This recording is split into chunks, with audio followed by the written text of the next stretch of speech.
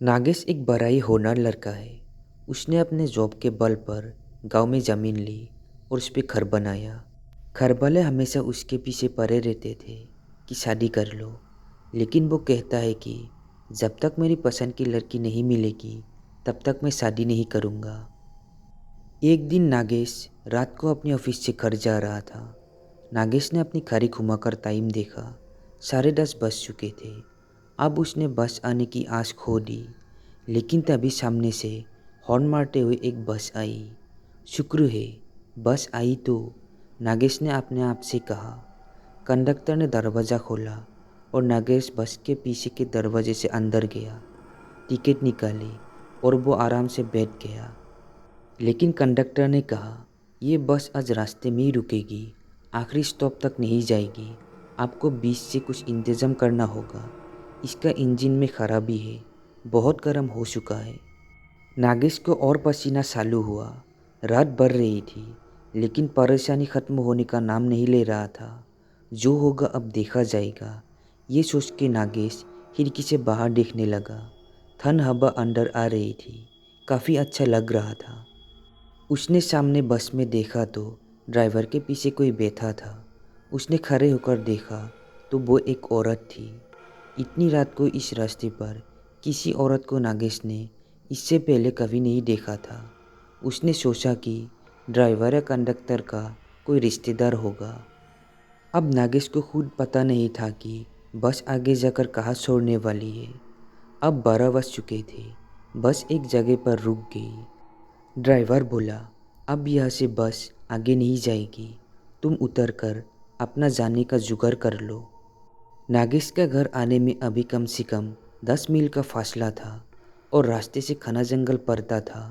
पैदल जाना खतरे से खाली नहीं था। नागेश नीचे उतरा और रास्ते पे एक जगह पर रुक गया। उसके पीछे वो औरत भी उतरी। नागेश ने उसको जैसे ही देखा तो वो बस उसे देखता ही रह गया। वो भला की खूबसूरत थी। उसको देखकर नागेश अपनी घर जाने की परेशानी भूल गया। वो तो बस उसे देखता ही रह गया। उसको भी कुछ ऐसी ही खूबसूरत लड़की की तलाश थी। सामने जाकर नागेश ने उससे बात करना चालू किया। अब इतनी रात को कहाँ जा रही है? उस लड़की ने एक बार नागेश को देखा। उसकी आंखें बहुत ही खूबसूरत थी। नागेश ने उसकी आंखों में खो गया। कुछ बोल पाता तभी उस लड़की ने कहा, मेरा घर यहाँ से पास में है, पैदल चल सकते हैं। अगर आप चाहे तो मेरे साथ चल सकते हो। नागेश ने सोचा, एकदम से कोई उसको घर चलने के लिए कह रहा है। वो जरा संभल गया। उसने कहा, नहीं मैं ये रुकता हूँ, कोई मिल जाएगा तो मैं अपने घर चला जाऊँगा। बेवजह आपको परेशानी होगी। अरे घबराओ मत, घर में मैं और मेरी माँ रहती है। अगर चलना है तो चलो मेरे साथ। इतना विश्वास नागेश के लिए काफ़ी था। वो उसके पीछे पीछे चल पड़ा। घना जंगल और कच्चा रास्ता। नागेश ने अपना चप्पल पहना था। उसको जल्दी चलना मुश्किल हो रहा था। काफ़ी दूर जाने के बाद अब नागेश के पैर गीली मिट्टी में फंसने लगे थे। रास्ते में दोनों ने बिल्कुल भी बात नहीं की। अचानक नागेश की चप्पल कीचड़ में अटक गई। उसे निकलने के लिए वो अपने मोबाइल का टॉर्च चालू करके नीचे झुका और चप्पल को हाथ में लेकर वो जैसे ही खड़ा हुआ तो उसके सामने भयंकर अंधेरा था। उसको कुछ भी नज़र नहीं आ रहा था। पीछे वो रास्ता जहाँ वो बस छोड़कर आया था, और ना ही वो लड़की जिसके पीछे वो यहाँ तक आया था। उसने आवाज़ लगानी चाहिए, लेकिन आवाज़ क्या देता और किसको? उसे तो उस लड़की का नाम भी नहीं पता था। हे भगवान, अब मैं क्या करूँ, कहाँ जाऊँ? नागेश ने अपने मोबाइल में देखा। अब तो बैटरी भी नहीं है और नेटवर्क भी नहीं आ रहा है।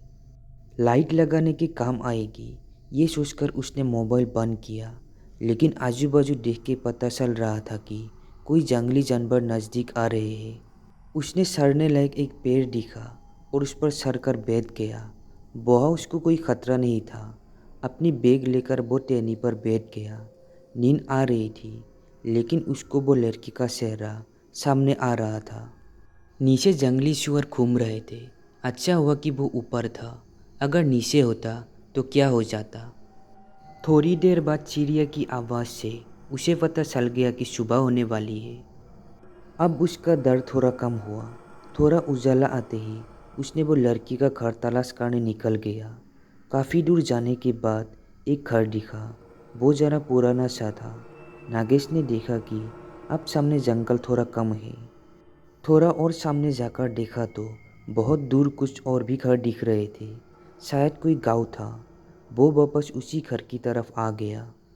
उसने बाहर से आवाज़ लगाई। कोई जवाब नहीं आया। उसने खिड़की से झाँक कर देखा। घर के अंदर उस लड़की की तस्वीर थी जिसे वो कल रात मिला था। वो उसी घर के बाहर उसका इंतज़ार करके रुक गया। तभी कुछ भेड़ बकरियां लेके एक आदमी आया। नागेश ने उसको देख के उसके पास आते ही सवाल किया, अरे भाई, तुम वो सामने वाले गांव से हो क्या? जंगल में सुनसान जगह पर एक आदमी को देखकर वो बकरी वाला चौंक गया। उसने कहा, साहब आप कौन हो और यहाँ कैसे? हाँ भाई, कल रात को यहाँ तक आ गया हाईवे से। यहाँ एक लड़की रहती है, मुझे उसके बारे में जानना था। क्या तुम जानते हो? क्या? यहाँ इस घर में? मैंने तो कभी नहीं देखा। मैं यहाँ आते रहता हूँ, बकरी वाला बोला। नागेश को लगा शायद ये जानता नहीं है, इसलिए ऐसे बोल रहा है। उसके बाद उसने उस घर के सामने रुकने का फैसला किया। उसको बहुत भूख लग रही थी, लेकिन उस लड़की के सामने उसको और कुछ भी नहीं समझ आ रहा था। शाम होने को आई थी।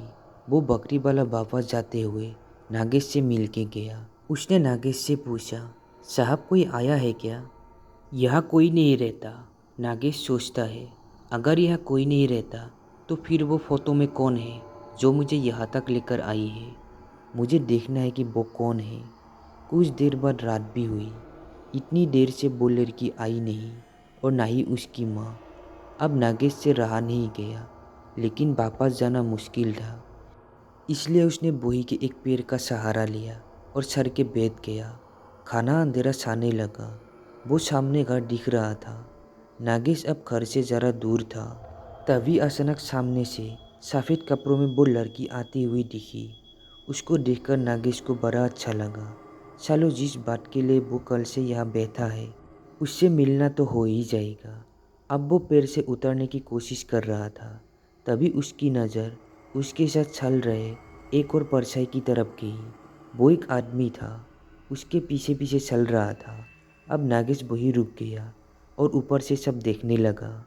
उस लड़की ने घर का दरवाज़ा खोला और अंदर गई।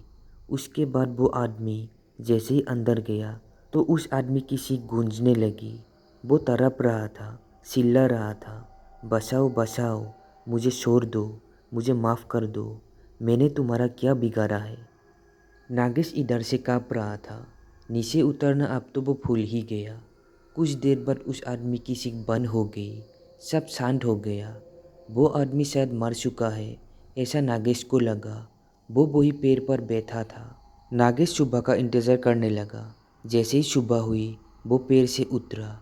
उस आदमी का खून दरवाजे के बाहर तक बह रहा था। वो जहाँ रास्ता मिला उधर भागता चला गया। लड़की अंदर था या नहीं वो भी नहीं देखा। भागते हुए किसी तरह उसको किस्मत से हाईवे मिल गया और अपने घर तक पहुंच गया। उसके साथ जो हुआ वो जैसे ही बताने को जा रहा था तो उसकी ज़बान नहीं चल रही थी। नागेश को दवाखाना भर्ती करवाया गया। किसी को कुछ भी समझ में नहीं आ रहा था कि उसे क्या हो गया है।